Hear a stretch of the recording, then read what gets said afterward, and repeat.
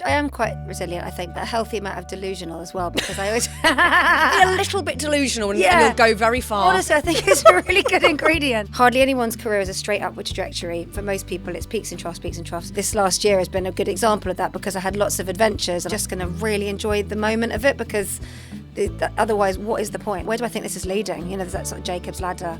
Just keep going up another rung. There's always another rung. Be it the BAFTAs performing this song that everybody's talking about. I woke up and I thought, I am not in the right headspace and I'm not going to do it right tonight. I'd thought it through so much to the point where I pictured myself at the after party and people not being sure if they should come over and say something reassuring or not. And murder started and I felt this wave of nausea go through from my feet to the top of my head. In my head, I went, will you get over yourself? It is 3 minutes, you've sung it before, now shut up and just do it. Yes!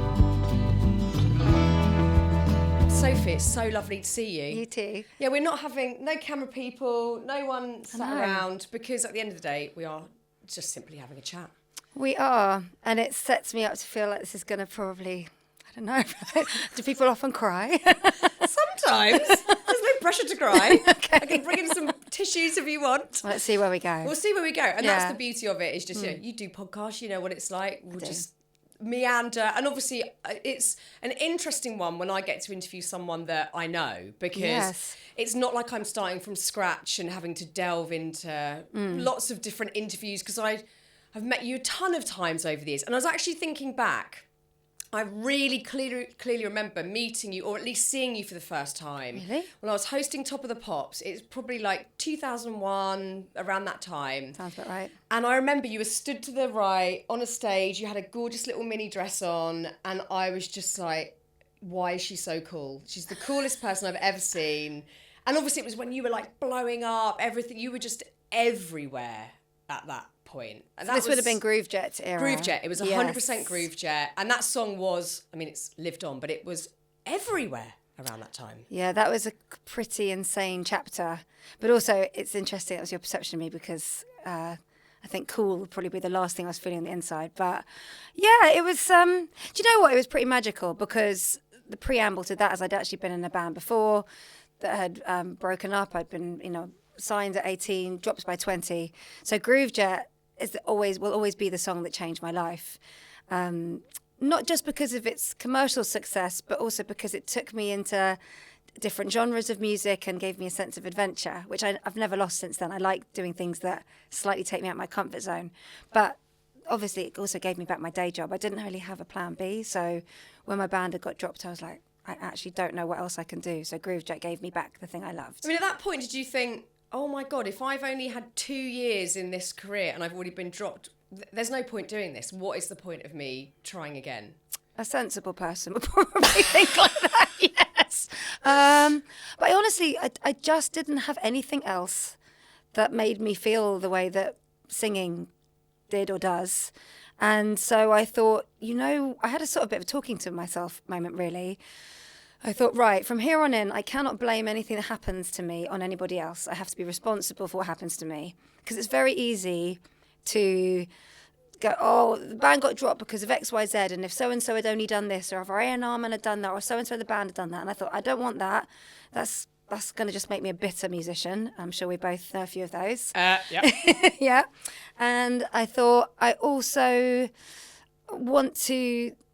If I'm going to be in this, I have to be in it for good or bad weather, and I can't just be a singer that only wants to be a singer when everybody's going, here you are, step this way, here's your record deal, because everything had come very easy to me with my first band.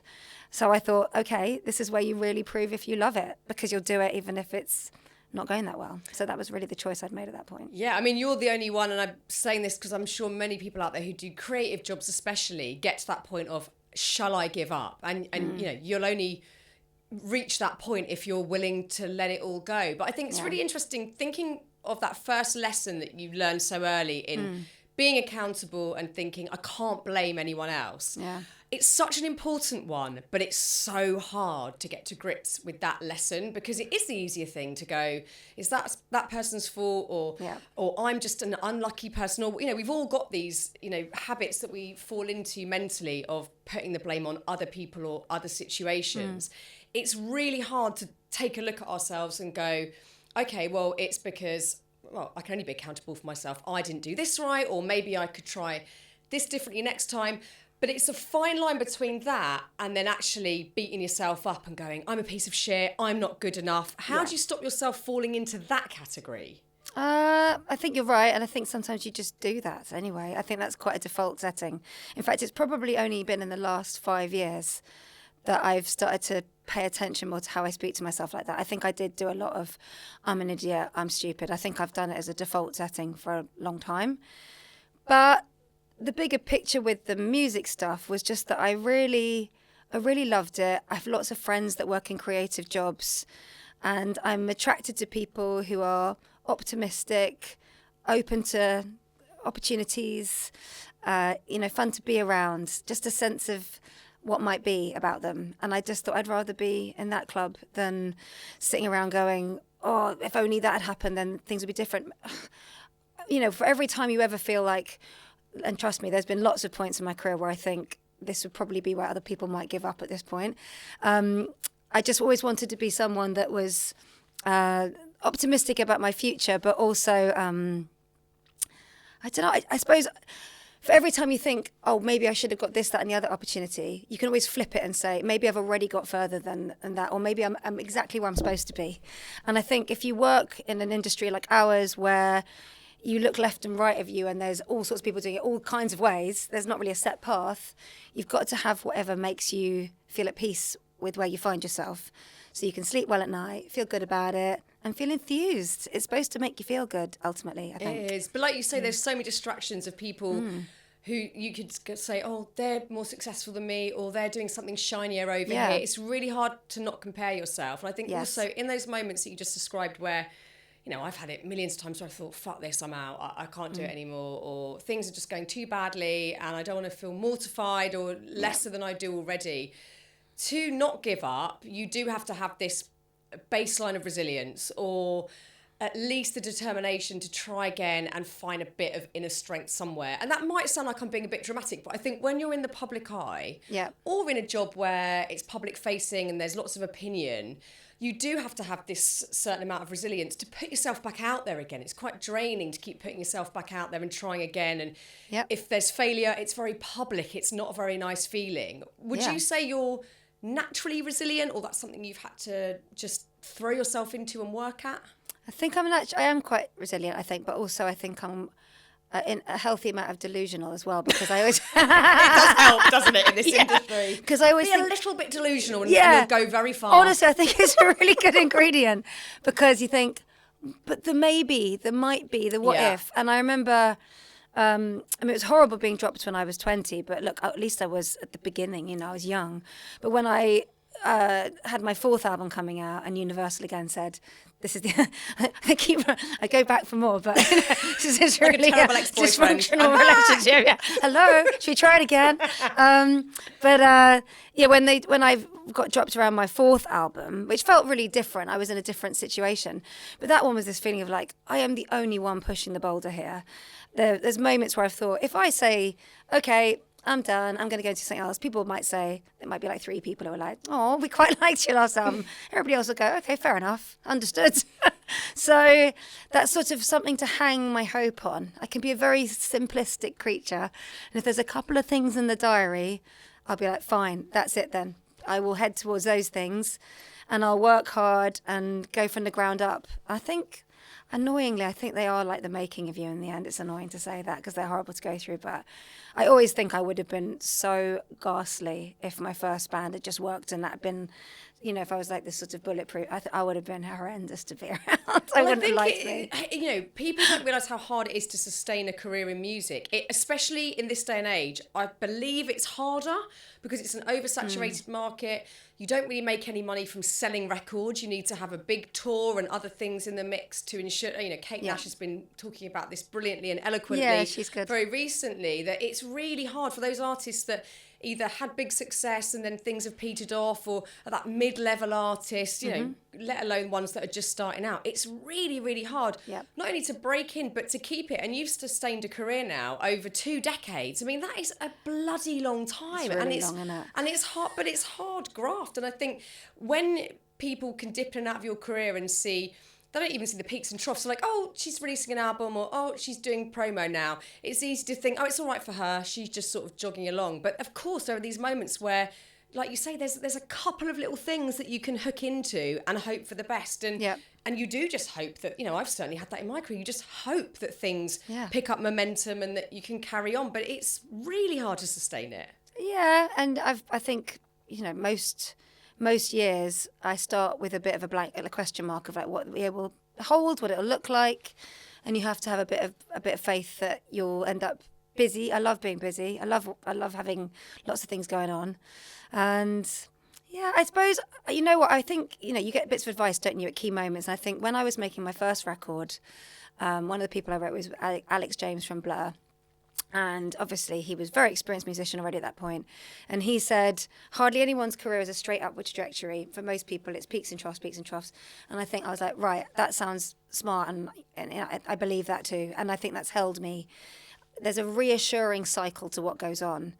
And so when the wind is in the right direction and things have got momentum and do feel good, I'm pretty good at appreciating it and seeing it with, like, in quite a sober way, because I don't get too giddy with it, but at the same time really enjoying it, because I think I can really see it for what it is. And this last year has been a good example of that, because I had lots of adventures and I just thought, I'm not going to worry about where this leads me. I'm just going to really enjoy the moment of it, because otherwise, what is the point? Like, where do I think this is leading? There's that sort of Jacob's ladder impression of like, just keep going up another rung. There's always another rung. Of course. Just enjoy it. Just enjoy it and lean into those bits that feel really good. And I mean, you've had like the most incredible, well, not just year, it started before that, even you doing your kitchen discos, which were just so entertaining for everybody. And again, brought you this whole other area of your career I'm sure you weren't even planning on. It just sort of all unfurled, let alone then Saltburn turning up and this whole new lease of life for Murder on the Dance Floor with new generations, learning about your whole back catalogue and who you are. I mean, I'm sure that was just an extraordinary thing to go through. So bonkers. I think I'm still processing it a little bit, because it's only really been the last 12, 13 months or so that's happened with Murder. And you're right, the kitchen disco thing was really... I think that was an extraordinary thing. I mean, we were doing these lockdown discos at a time when I wasn't seeing anybody else. But what that was about wasn't because I sing for my day job. It's because music makes me feel better. It's just always been a tonic for me. And also I missed people and connection. So having this Friday night point of reference as a community, getting together, being a bit silly at a time when the news was heavy, just made my soul feel topped up. So everything that came out of that felt very pure, but also connected me with what I love about music and making music. And, if I spent some of last year making a new album, writing songs, it's like the jammiest way to spend a day. You go into a studio, right, what should you write about today? And I'm just trying to chase that feeling that makes me want to bop about. And I mean, in a way, it's like being like a teenager again. It sort of takes you back to this quite pure little kernel of yourself. And yeah, all these things are sort of have cross-pollinated and influenced each other, so that with what happened with Murder, I was really a good point to just really seize that. And it made me very busy. It was quite tricky being away quite a lot, but I said to the kids, I've worked really hard and now I get to have all these opportunities I never thought I'd had, so I'm just going to run with it and I'll involve you where I can. And actually they were really good about it. Hopefully we experienced it as a family, not just me. Well, we definitely did, actually. Yeah, I mean, you can obviously kitchen disco, your kids are running around. That was all part of the joy of it, was, because I was sort of sat at home and I'd always tune in and watch. And I was the sort of person that, although I was luckily able to keep working throughout the lockdowns, I went into absolute hermit mode of like, I can't be bothered to even do like a picture on Instagram. I'm just like not wearing any makeup, and I was just sort of hiding. And I'd tune in and go, oh my God, you've got like a cape on and you've managed to like rig cameras, and how has she had the energy to do this? And it was actually quite motivating for me to see you doing that with your kids running around as well. And I think, I love looking at your Instagram anyway, and the fact that it does feel like a big family adventure, that, you're going to New York, you might be able to take one of your kids or somewhere else you're going on tour. And there is, of course, this sort of insane obsession with how you're juggling it that I'm sure your husband doesn't get quizzed on anywhere near as much as you do, which is a sign of many things. That's all ever. But I think, rightly so. You've got 5 boys and a home, and that in itself is insane. And then you've got this just unbelievably bonkers job where every day is different and you're traveling a hell of a lot and you've got tours, or you need the brain space to be creative. It's a sort of basic question, but is there overwhelm constantly for you? No, it comes and goes. But yeah, I definitely reach those moments. And I'd say, first and foremost, I have really good support. Obviously, Richard and we're doing a lot of it together. With the kitchen discos, when you were saying about rigging cameras, it really was just like him. He got really into the technical side of it. I was the one rummaging through dressing up boxes, looking for sparkly things. And then, I definitely, last year did sometimes make me feel that thing where you're spread very thin. And I hate that feeling where you feel like you're sort of doing one thing and then there's another thing, and you're sort of like, okay, have we got that moment? Oh, did you have a birthday? Right, okay, here's a balloon. Yeah. Okay, here's a birthday present. Right, I've got to go. I hate that feeling. Here's a balloon. So, yeah. It's a balloon. Bye. Did I do that right? Yeah. Hat. Oh, wrong child. Sorry, it's you. Right. Okay, bye. I can't stand that feeling where you feel like you're just trying to... Yes. I had that even this morning. Oh, it's horrible. This morning was one of the... And that's what I think about you, when you got 5 of them. And I was like, okay, so I was trying to work out which sports kit was which kids, and who was wearing uniform in and who was wearing a sports kit. And wait a minute, who did they charge their tablet they need? And everything just felt... I was going through these little 5-minute segments of the morning, and then, oh my God, I need to put makeup on because I'm doing a podcast today and haven't got my notebook. And everything was just this tightly wad sequence of events that felt like I just had to get to the end of it. Sometimes I do whole days like that, where it's just getting to the end of the day. And then still, you forget it's non-uniform day, or you didn't sign a form so you can go on the school trip. It's... So, to do that with 5 kids, I don't even know how you do it. Admin can be really, it's a lot. And WhatsApps. The parents' WhatsApps. The parents' WhatsApps. I can't. Oh. Do you engage with No. No. Eject. No. No, I do not. I appreciate some of the information that's shared, and a lot of other stuff I just moan about. Yeah, same. I like it when it's reminding me of things that I didn't even know were happening. Yeah. But I'm like, oh, thank God I read that. Because I did not know there was a rugby match or whatever. Yeah. But it's the stuff where it's just like, is this someone's black sock? Please, can we not do this on the WhatsApp? Or even worse, when it's things that are happening in the local area that I don't give a shit about, that I don't need to know about on the WhatsApp thing. It's like, I'm just speeding through it. Do I need to retain any of this information? It's relentless. It pings all day. Have you got 5 WhatsApp groups for your kids? Well, my eldest is now going to be 21 in April, so he's not. Yes, he is. So I no longer have a WhatsApp for my eldest. Do you know? I remember him coming into Radio 1. Yeah. When I was on Radio 1, and he would have been about 4. Yeah, that or sounds 5, about right. And you brought him in. He's going to be 21. Yeah, in April. Yeah, I know, an actual adult person. A man. Shit. Okay, so you know WhatsApp for him. He's living his life. Okay. Yes. But 4 others? 4 others, yeah. Wow. I think there's a couple for one of them as well. I don't know why. But then sometimes I realize I have done a lot of this to myself. I'm not very good at delegating.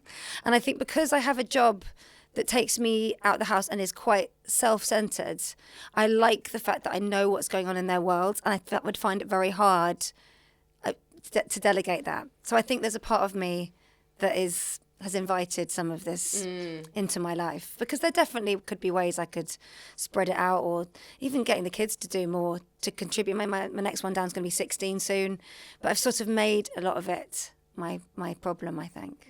But you want to be the kind of mum that's engaged in your kids' lives, and and that means that something has to give, and it's probably your sanity. That and sleep. Oh, sleep. I miss you, sleep. I am really good at that when I get a chance. If I'm on a tour bus. Really? Thank you. Yes. You're out like a light. I can do a proper wake up at 10, really? 10:30, 11. See, I can't lie in anymore. Delicious. It's just I've just stopped being able to. My body just, even if I went to bed at 3, I'll wake up at 6. Really?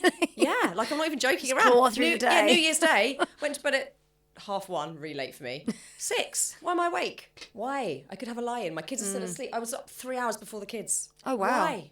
That would not be me. I can't do it. So what's stopping you from sleeping? Other children?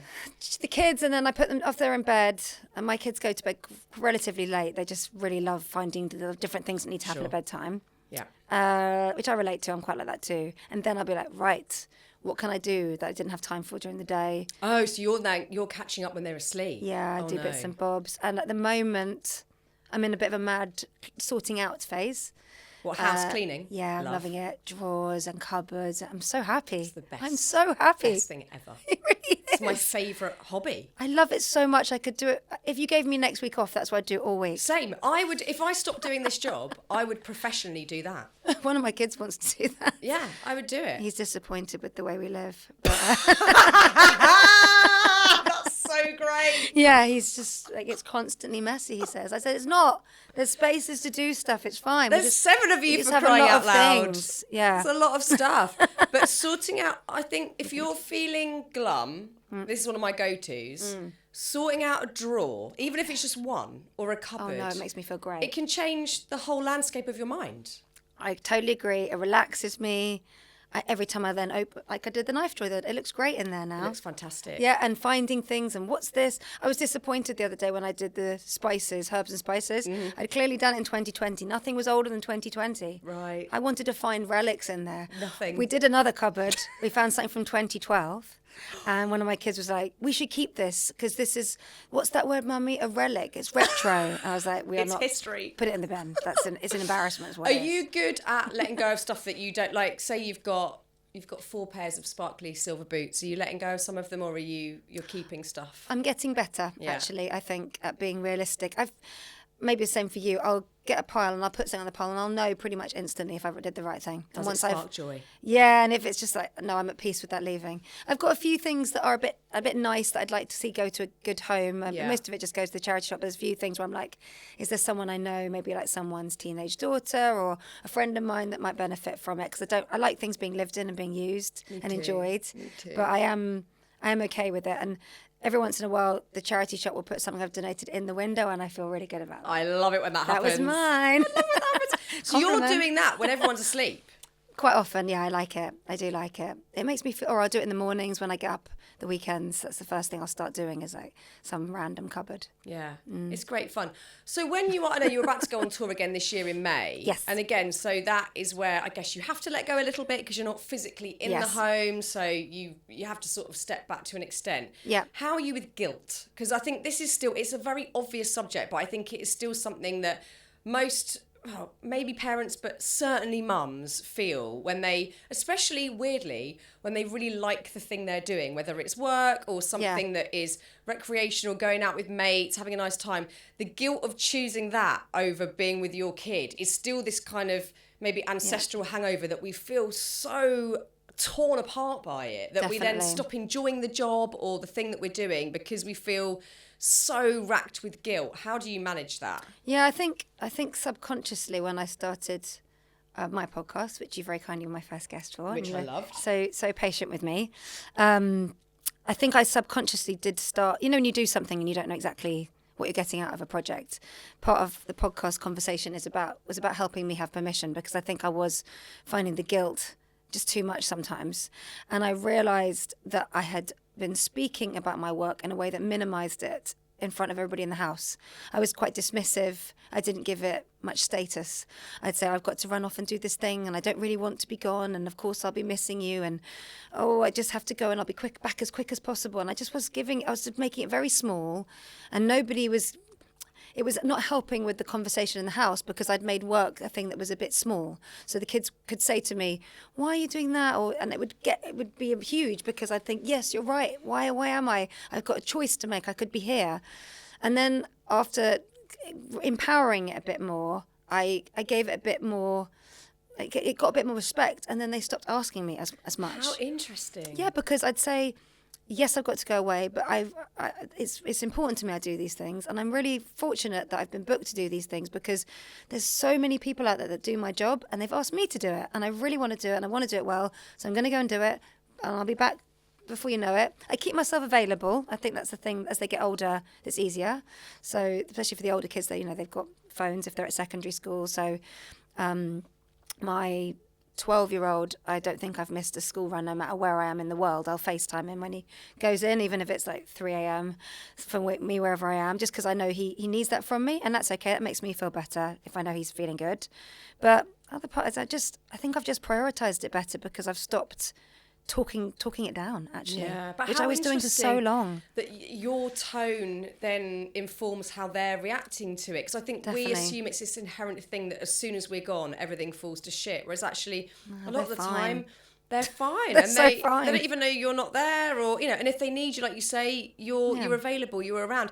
I mean, how do you compartmentalise? Say you're doing something like, I loved watching you when you did the BAFTAs, and I was just like, this is a moment where I was so happy for you. I think I even messaged you afterwards just going, you fucking nailed it, but also what a moment to have after this, hugely long career that you've already successfully been part of, to be at the BAFTAs performing this song that everybody's talking about, like this huge was a real film. moment. It was such a moment. But say you're also about terrifying, something, by the of course, way. terrifying. So terrifying. Like the audience. Oh my gosh. The audience. Hi, like, Margot Robbie. Yeah. Hi. Hey, Robert Downey Jr. I told myself it was a lookalikes convention because I was just like, this is too much for my little brain. Too much.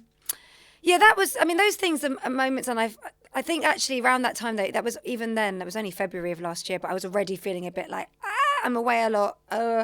And Richard actually encouraged me to involve the kids. So later on that same month, I'd been invited to sing at Mardi Gras in Sydney, and I could take someone with me. And I took my then 8-year-old, Jesse.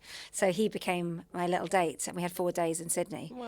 And I think he'll remember it always, actually, although we travelled, because it was a work trip and they'd invited me there. So I had business class flights. And so we get on the plane, and before we've even taken off, he's pressing all the buttons like Tom Hanks in Big, just brrr, brrr. And he stopped and he went, how much was this? And I said, oh, Jesse, it's like thousands. And he went, it's worth it. Oh no, what have we started? Yeah, really. What we and are now it's like we're flying. screwed. Mummy, we flying business. No, you're not. It's economy. Come on. Family holiday, guys. But yeah, just involving them really so that I didn't feel too stretched. But yeah, I do, of course, I do sometimes feel incredibly guilty still. It's not gone, but I'm better.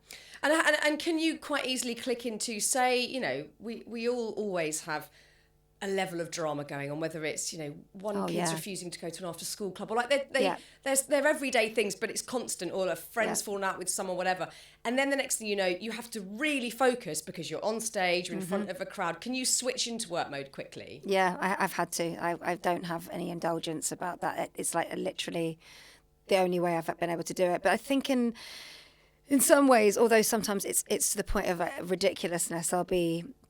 I remember actually when I was recording the New Year's Eve show that we did for the BBC, and I was in between the 2 slots, so around midnight, and I had to quickly I remembered I hadn't sorted a play date out that was happening around that, those sorts of things. So sometimes it'll be really like yeah.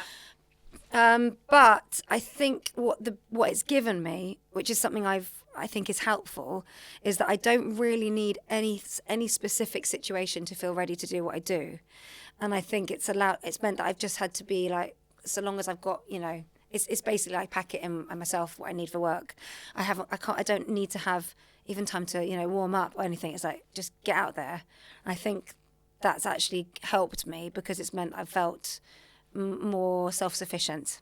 Yeah, do you think that's just experience? Definitely, and you've done it a lot? Because I think sometimes, over the years, certainly when I was at Radio 1, you would get all manner of artists come in. You'd get people like you who, there's no fuss, they know exactly what they're doing, they're confident in their skill set, they know that they're going to sing the song to the best of their ability that day, and it is quite literally that simple, and it's always quite refreshing, like, wow, that was just all very fluid. And then some, you've got voice steamers and 10 people in the entourage, and they need a certain room to hang out in first, and it's just this huge furore around them. And actually you can see that it's counterproductive because it ends up putting more pressure on the person because there's this huge thing before they actually just do the job. But it doesn't have to be like that. I mean, I feel the same about, I'm not singing, but I just feel like as long as I've done the work before and I've got my notes, there doesn't need to be any fuss, any drama. I don't need to come with anyone. Just do the fucking job.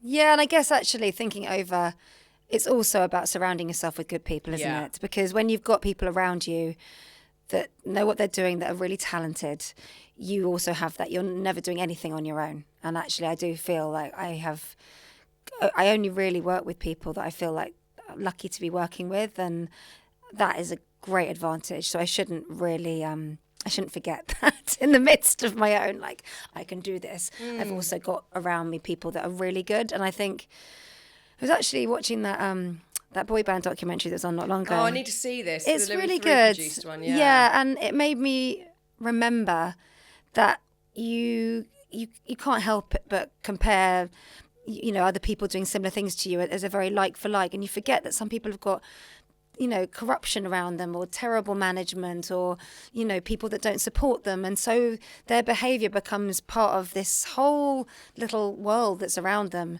And if you're able to get to a place where you're feeling satisfied and engaged and sparked by what you do, chances are that's being facilitated by the people around you. Nothing happens in isolation. And actually, that's a privilege, isn't it? It is. I think it's all collaboration, isn't it? We all have our own, you know, ceilings and limits as to how far we can take it. And it's about, you know, finding brilliant people that are as excited as you are, and also attracting good people in. Because I think the one thing about you that, again, is rare, and also why you've been able to sustain this career, on top of being extremely talented, but just your outlook on it. There's no bullshit. You've not been sucked into the vacuum of, you know, ego and believing all of this hype. You're just a regular person going about your business, having a family. But I think it's so easy, and, you know, we've all seen it. You get sucked into that world of parties and events and everyone luring you to Fashion Week and all of this stuff that you don't really give a shit about, but you feel like, I don't know, maybe there's an element of, oh, I'm popular or whatever, but like you've never been sort of, I don't know, gone off on that tangent, it seems, or tempted to. No, but then sometimes because I do all manner of types of gig and all sorts, I feel like it'd be really hard for me to exist in that world, because there's so many things that would be constantly like bringing me back down to earth. Children. Yeah. Kids always, like, you know, if you're someone that sings in a club and you have to get ready and like... Hello. Yeah, exactly. So I don't even know how I'd access that. But I like the thing when you're saying that makes me think of that phrase about drinking the Kool-Aid. I really love that phrase. When you meet people like, they've drunk the Kool-Aid. They've drunk their own Kool-Aid. They're believing the hype. Yeah, exactly. I mean, I think, you know, as I said before, if I'd had success on success, I'm sure there could have been bits of it. Actually, could there? I don't know, actually. Even when things have been going really well with my first album, I could sort of see that some of it was, I mean, like, enjoyable but absolute bollocks as well. Do you think that's down to upbringing? Yeah, I reckon. Because I think, you know, my mum is the sort of person that would say to me, don't get big for your boots, or just shut up, basically. I mean, your mum also had the hindsight of, you know, she'd been in the industry, she understood the pitfalls and the dangers of it, including being in the public eye. Did she ever sort of offer up wisdom or pointers for you? Yeah, definitely. My parents have always been really good. And I think the thing that was really crucial and really helped me so much is that no one in my family ever became like a fan of what I was doing. I don't mean they don't support me, but, you know, they never got starstruck by anything. And that is actually a really big help. So it wasn't like they were, oh, it's TV, or, you know, and it would be completely understandable if that had been a different world. But because they'd gone through, they worked in television and did their own, you know, creative thing. My mum went to drama school and stuff. So they had enough points of reference to not feel, you know, too wowed by it, too starry-eyed. But at the same time, they had a bit of a gap. So the music thing could be mine, which I needed a bit of that, I think, a bit of independence. And then my girlfriends, you know, they're the same friends I've had since school. So when my first album was doing stuff, they were all off at uni, having their own adventures. And I think most of the people that I surround myself with, or I've, you know, been lucky enough to have around me, are people that will ask me how I am, rather than just be like blown away by something I've done. So that we actually end up talking about how you're really feeling in amongst things. Yeah. And again, probably having that first thing when my band got dropped, it meant when my first album took off, I could really see things quite clearly. And then it's really funny if you find yourself. I remember going to Germany on a work trip, and the MD of the label taking us all out for dinner, and he said, oh, I have all of my golden eggs here, because he had all the singers that were doing well at that time. And I was like, wow, you couldn't make this stuff up. This is bullshit. Yeah, but it's actually like fun. Yeah. I mean, great. Yeah. Let me just write that down, because that's That's a remind good line. you of that. Yeah, I know. all of that stuff. So I think kind of enjoyed it. Those sorts of moments where it doesn't even have to be rock bottom, but where you understand the fragility of the system that you're working in is so important. I mean, I've had some fucking car crash moments of just like, oh my God, my career's over, I'm done. And I don't think I would still be doing this if I hadn't been to those places, because the thing for me is I wouldn't be grateful for any of it. Like, I'm so grateful every time I get to sit and do this. I don't take it for granted at all. I think, and that actually makes you enjoy it more, feel excited about it, you're motivated. And I think it's when it's all just so easy and just all kind of happens that you start to lose sight of why you're even doing it. Definitely. It's so important. It's so important. We are lucky, and it's fun, and yeah, I think you're right. You just don't take it for granted, and it gives you a bit of perspective as well. And I've like you, I've had moments where I'm like, oh my gosh, that's humiliating, or I feel lost. And I think if you're making music, the thing that's worse is when no one's got any opinion of what you're up to because they're just not hearing. It's just it's so lonely.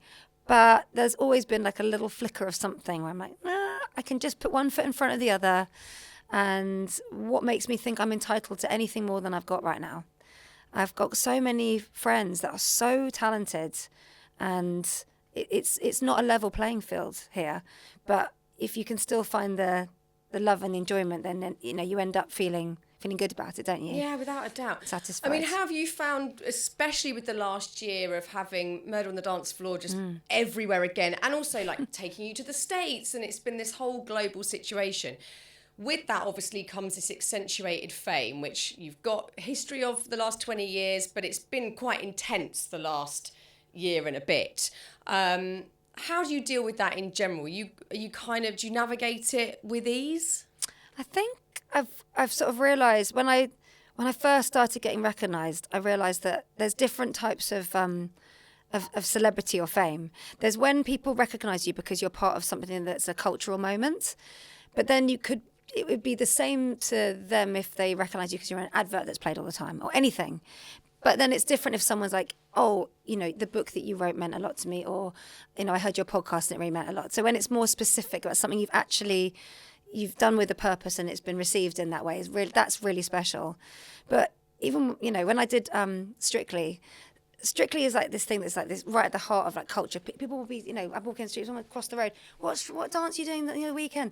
And I was like, whoa. But then I've always taken comfort for the fact that the general public, and I'm included in this, got quite a short memory span really for what's going on. So something that happened 6 months ago, that's like old news. So if there's ever a time when I feel like it feels a bit intense, I know it will pass. It just doesn't last. But if you get people that are actually engaged with what you've done, that's lovely. But I've never had my life in a bit where I'm like, oh, this is a bit too much for me, really. I kind of dip in and out of it, I think, but I can still wonder about living my life. Yeah, just came crack on the on as tube, normal. it's all fine. Yeah. I mean, maybe it'd be quite fun if it's a bit more intense, but I seem to be able to do absolutely everything, and I it's think fine. you've got enough on your plate at the moment, quite frankly. I mean, what about if you are performing in front of a big audience like the BAFTAs or a show like that where all eyes are on you, or you just Jimmy Fallon, was it, in the States? Yeah. I mean, you've got huge audiences watching you. Do you feel the pressure of that? With the BAFTAs, I actually did. I don't normally. I mean, with Fallon and everything that's happened in America, it's been glorious, but it's also so unexpected, and also a lot of these things, they resonate more if there's something that you would watch anyway or engage with. So, whilst I'd probably be vaguely aware maybe of someone maybe doing Fallon, but not necessarily. So I always take reassurance in that. Like, would I encounter this in my everyday life? Possibly not. Right, fine then. I'll just quieten that one down. But the BAFTAs was different only because I felt like there were a lot of people working on this. It was only like 3-4 minute performance, but there'd been conversations and meetings and choreography and dancers and all of Saltburn. You opened the show, no? Yeah, and it was all Emerald Fennell and all the cast of Saltburn, and I just thought, it was like this, like, and I was like, if I'm crap, like literally no one will want to say they did this with me. It'll just be that annoying, that thing they did once that was awful. And actually, I had a really interesting thing happen to me, and that, I found it interesting. In the morning of the day that I was doing the BAFTAs, I woke up and I thought, I am not in the right headspace and I'm not going to do it right tonight. And I'm normally someone, if I've got a pressurised day, I actually wake up feeling like it's my birthday. I'm quite excited, maybe a little bit too enthusiastic, but it's quite like birthday energy. This, I was like, I'd thought it through so much to the point where I pictured myself at the after party and people not being sure if they should come over and say something reassuring or not. And I saw it in complete clarity. It was people like catching my eye and looking away, and some people coming over and going, don't worry, it was fine. It wasn't as bad as you think. Sick about this. Yeah, and I had it all day and it just didn't leave me. So all while I was getting ready with my friend Lisa doing my hair and makeup, all my team around me, it was just there all day. And I was like, I'm going to fuck this up like massively. And I know this. And so it just didn't leave. I didn't get in the pocket. I didn't get into that bit where I felt good. I was like, damn it, that's so annoying. It's like the most annoying thing ever. Yeah, and I just didn't tell anybody. I kept it completely to myself. I thought the moment I start talking about it... It's real. Yeah, it's real. So I just shut up and internalised it. And then we got to the bit where I was all dolled up and in my dress and all the dancers in there and they're stretching and they're bending and they're a bit nervous. And Greg Williams takes one of those lovely black and white photos and I was like, this is me just before I screw it up. And I got up on stage... and murder started, and I felt this wave of nausea go through from my feet to the top of my head, which I never get like that. I'm normally sort of kind of okay by the time it happens. And then I felt in my head, I went, will you get over yourself? It is 3 minutes. You've sung it before. Now shut up and just do it. Yes. And I just did it. And then afterwards, I was so elated that this bad thing hadn't happened. I thought, I must remember that because we let our minds be the governor of us so much. I've thought it, it's fact. I've got a premonition, it's fact. It's not fact. Your brain is so good at that. It can give you all these clunky, pass me that. That's not what I asked for. But it doesn't mean that's what's going to play out. And actually, I hope that another day that helps me out, that happened and I wasn't the one crying in the corner at the after party. It's such a good lesson learned because I think we can so relate to that in any capacity, whether it's like, I don't know, even a social thing you're nervous to go to, or you've got to do some public speaking, or just something that you're totally dreading. It could be something medical, whatever, that you build up this whole story to the point where you believe this is 100. And if you let superstition in, you're absolutely screwed. Like that's when it starts. For me, that's when it gets gnarly, when there's superstition. Yeah. Oh no. I've seen touch the light switch exactly. for left. Or I always... all of that. Like there's all of that goes on. So true. You see something. I saw a black crow and it's a bloody omen. Whatever the hell it is. Yep. You can talk yourself into that. And actually, you have to almost collate these moments like data and go, there is actual data, there's proof that didn't happen. And I have to remember that I can get myself out of this. And actually give yourself a jolly good talking to and say, sort your shit out. You're capable of this. You can do it. I just felt pressure because there's been so many people and they're all about to do their thing. And look, dancers work so much harder than me when I perform. Like, if I'm lucky enough to have dancers, like they are really like, they break out in a sweat. I'm just like, sauntering around. I just thought I can't let these people down. And sometimes as well, if there's a nerve-wracking or a big event, I will dissipate the energy by focusing it out on other people. I'll be like, don't worry, when we did, I sang in Times Square for New Year's Eve. For this, so Rockin' New Year amazing. thing. And the dancers there, they were nervous. Some of the band were a bit nervous, and I was like, before it started, I'm like, we are 4 minutes away from Margarita. Yep. Let's just do this. It's one more time, then we can relax. But really, I'm deflecting because if I focus on them and I try and model feeling okay, you can actually fake it till you make it a little bit with that, I think. I think so. I think so. But I don't recommend that motion. No. It went on all bloody day. I was like, sooner or later, I'm just going to snap out of it, and I just didn't. And I was like, whoa, this is... I think it's also... I did have an awful... New Year's Eve live once where I was given the wrong mic, live on BBC, live from Somerset House straight after the fireworks.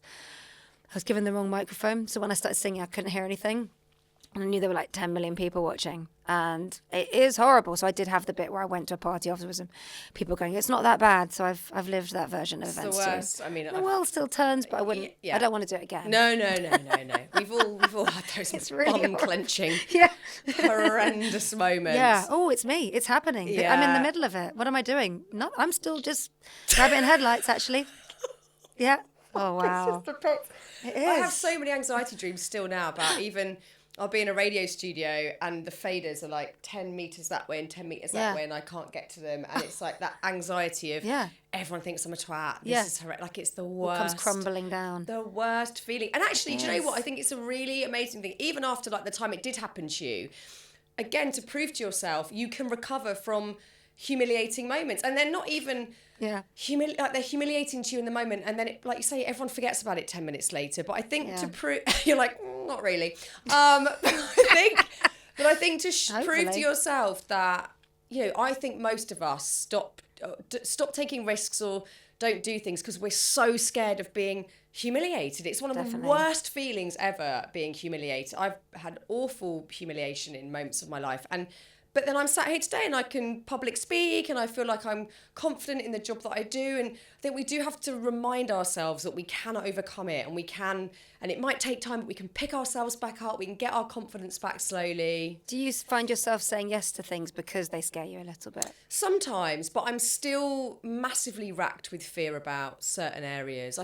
I'm not a fan of doing presenting live TV. I'll go on it where I'm not in control and someone else is running the show. But I think I would be still quite petrified to do live TV because the risk of humiliation, it feels like a thin veneer between me being in control and it all going completely tits up. And I didn't used to feel that at all. Oh, really? So that's a later thing? No. Like I used to go on live TV without any fear. I would just be like, whatever, it's no big deal. Or I used to get a kick out of it. Whereas now it would absolutely petrify me. Red light.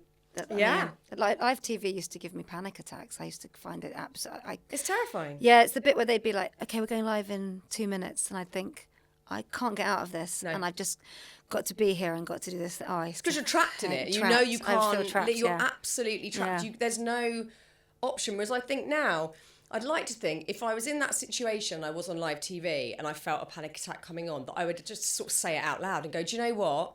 I'm feeling weird and I'm having a panic attack and I need to... And just say it, because I think so that dissipates it. Also, why do you need to be okay with that? It's an artificial environment. Actually, sometimes, we talk a lot about overcoming things, but actually, if something is making you feel bad, it's okay to just say, I don't do that anymore. I don't want to do it. I think that's completely fine. I don't want to do it. No, I completely agree. I think there is a limit. There's like a line. There's like, I'm out of my comfort zone. Like every time I do one of these, I am slightly out of my comfort zone because I want to do a good job and I want you care. the guests to feel good. I care about it. But then I think there's out of your comfort zone, which is like, this is actually making me feel dreadful. Yeah. And that feels, I'm quite fascinated. Whenever I've interviewed like a sports personality, or I remember like when Gareth Southgate came on, asking that question to people who have to push themselves to the absolute limit of like, Gareth Southgate couldn't have been any more watched and judged in that role as England manager. Yeah. Is that too much out of your comfort zone? Like, it's so interesting. Yeah. We all have a bespoke limit as to what that is. And I think we should honour it and not push ourselves to a point of, this is making me feel dreadful. I don't like it.